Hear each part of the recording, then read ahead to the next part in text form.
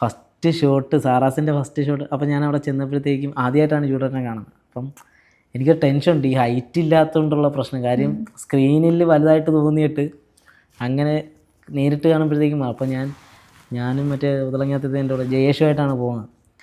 ആ ലൊക്കേഷൻ ചെന്നിട്ട് അപ്പോൾ ജയേഷ് കിടന്ന് ഉറങ്ങുക. അപ്പോൾ രാവിലെ 8 മണിക്ക് റെഡിയാകാൻ പറഞ്ഞു.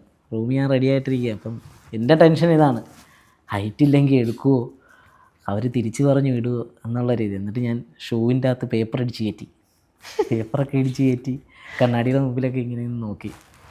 ആ കുഴപ്പമില്ല. പക്ഷെ എന്നിട്ട് ഞാൻ വിചാരിച്ച് എന്തിനാ വെറുതെ ഇനിയിപ്പം. എന്നിട്ട് ഞാൻ പേപ്പർ ചുറ്റി മൂലക്കയറി എന്നിട്ട് ഷൂ ഇട്ടുകൊണ്ട് തിരിച്ചു വന്നു. അപ്പോൾ എൻ്റെ ടെൻഷൻ ഇതാണ്.